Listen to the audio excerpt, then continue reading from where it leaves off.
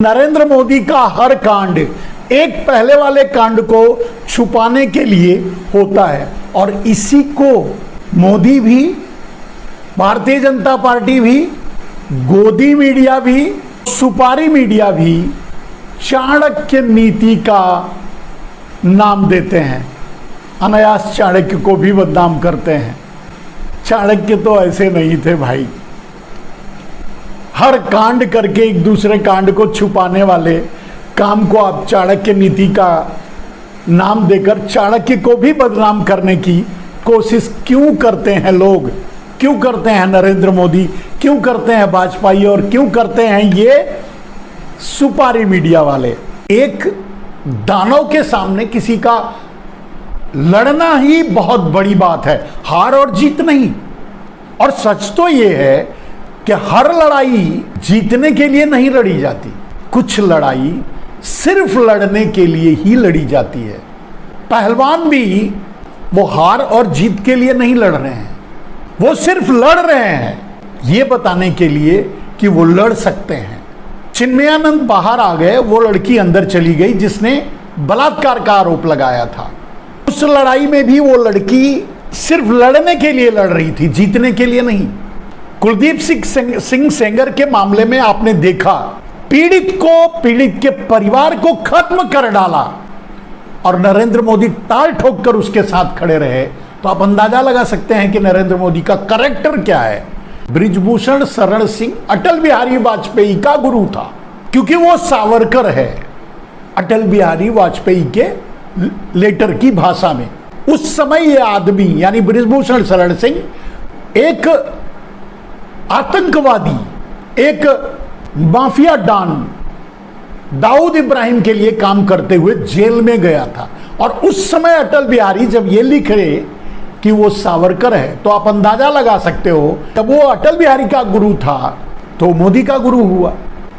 अब जब वो गुरु है, मोदी चेला है। जब गुरु बलात्कारी है, शोषण करता है, अपराधी है, क्रिमिनल है, तो चेला कैसा होगा?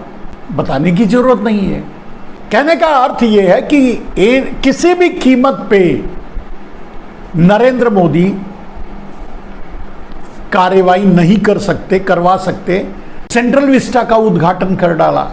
मैंने वो आपको पहले ही बता दिया कि वो कभी भी, वो किसी भी कीमत पे कभी भी संसद नहीं बन सकता। आगे चल करके कोई राहुल गांधी प्रधानमंत्री बनेंगे तो उनसे बोलूंगा कि आप इसे हॉस्पिटल बना दो, और वो बना देंगे। मैं बोलूंगा तो मान जाएंगे। अब आप मेरा मजाक मत उड़ाना, मैं ऐसे ही नहीं ऐसे ही बस मजाक में बात कह रहा हूं। लेकिन सच ये है कि उसको यही होना चाहिए, और ये गारंटी मैं आपको दे रहा हूं कि वो संसद नहीं बनेगा। वैसे भी वो एक अशुभ आकृति है। एक बदनसीब के द्वारा उद्घाटन भी किया गया। द्रौपदी मुर्मू के द्वारा, एक महिला, एक आदिवासी महिला के द्वारा उद्घाटित होता तो शायद उसकी दशा बदल जाती। मोदी ने ही अपने को नसीब और बदनसीब में उछाला है। दिल्ली में यही तो कह रहे थे ना कि नसीब वाले को वोट दो, और 5 रुपए का पेट्रोल घटाकर नसीब वाला साबित किए। आज पेट्रोल की सेंचुरी मारकर क्या कहेंगे आप? नसीब वाला है, बदनसीब वाला है? बदनसीब आदमी से आप उद्घाटन करवाओगे सेंट्रल विस्टा का, तो बालासोर नहीं होगा तो होगा क्या? ये तो कम मरे, पता नहीं नरेंद्र मोदी और कितने मारेंगे। एक बदनसीब की छाया जब पड़ती है किसी देश पर ना, तो पता नहीं क्या क्या होता है। होगा, आगे चल करके देखते रहिए।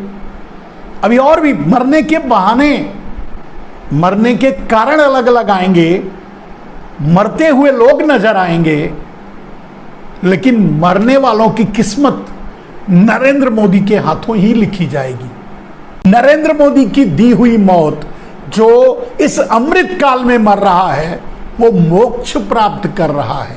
ये भी मैं नहीं कह रहा हूं, ये भी मोदी जी ही कहते हैं। मोदी जी नहीं कहते होंगे तो उनके लल्लू चंबू कहते होंगे। नरेंद्र मोदी जिस स्कूल में पढ़े थे, स्कूल, वैसे स्कूल तक ही तो पढ़े ही हैं, और उतना ही रिकॉर्ड है, बाकी तो कोई रिकॉर्ड ही नहीं है, बाकी तो फेक है। तो जिस स्कूल में पढ़े थे उसे प्रेरणा सेंटर बनाने की घोषणा किए हैं बन रहा है। लेकिन सवाल यह है कि उस प्रेरणा सेंटर पे लोग क्या सीखेंगे?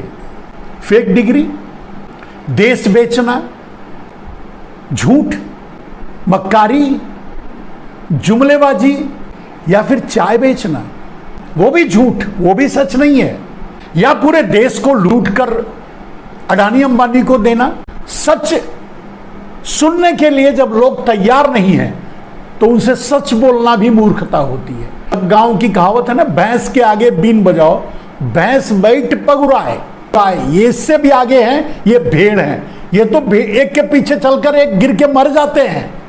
अगर ये भेड़ नहीं होते तो गिनती के गोरे इन पर राज करके चले जाते, थप्पड़ से भी मारते तो देश छोड़कर भाग जाते। मुट्ठी भर मुगल आते और इन्हें रौंद करके चले जाते, इन पर शासन करते। मैं समझता हूं सब मिलकर मूत देते तो उसमें बह जाते, लेकिन एक साथ ये बैठ करके मूत भी नहीं पाए, और इनको जगा कर क्या कर लोगे? इनको सो रहे हैं, सोने दो। खैर, ये तो वितृष्णा है मन की कि लोग इस हद तक मूर्ख होते हैं। मैं कभी समझ ही नहीं पाया कि मोदी भक्त हैं कौन। अब आप समझ लो, मोदी के कारण लोग मर रहे हैं। बालासोर की घटना ये सीधे मोदी की फेल्योरिटी है, लेकिन इनका सगुफा यह है कि जो बालासोर में मर गए लोग, उनको मुक्ति मिल गई। तो मोदी जी मौत दे सकते हैं, आप लाइन लगा के मुक्ति ले लो, बाकी तो और कुछ दे नहीं सकते। जीना चाहते हो तो कटोरा दे दिए 5 किलो अनाज के, भीख मांगो। अगर और कुछ चाहते हो तो मुक्ति देंगे, मर लो। इससे ज्यादा तो नरेंद्र मोदी कुछ दे ही नहीं सकते, क्योंकि इससे ज्यादा नरेंद्र मोदी के पास कुछ है ही नहीं, क्योंकि इससे ज्यादा नरेंद्र मोदी ने कुछ सीखा ही नहीं। अब एक जुमलेबाज, एक झूठ, एक मक्कार सीखेगा क्या? जो पूरे देश की आंखों पर धूल झोंकता है, पूरे देश को नकली डिग्री दिखा करके पूरे देश को मूर्ख बनाने की कोशिश करता है, वो आदमी देश को देगा क्या? मोदी की जान अडानी में है, मोदी की जान है अडानी। तो आपको कहीं प्रहार करना है तो अडानी पे करो, अडानी पे फोकस करो, अडानी से मत हटो। अडानी से हटाने के लिए ही तो ये इतनी बड़ी घटनाएं हुई यार। कर्नाटक हारे, विदेश घूम कर आए, बालासोर करवाए, बुलंदशहर करवाए, पहलवानों को पिटवाया। अडानी से ही ध्यान भटकाने के लिए, हटाने के लिए है। तो आप भी अडानी पे रहो, आप क्यों वहां से फिसल जाते हो? लोगों को जगाना ही है तो अडानी पर बोलो ना, अडानी के बारे में बताओ ना। अडानी से इधर उधर क्यों भटक जाते हो भाई? आज के लिए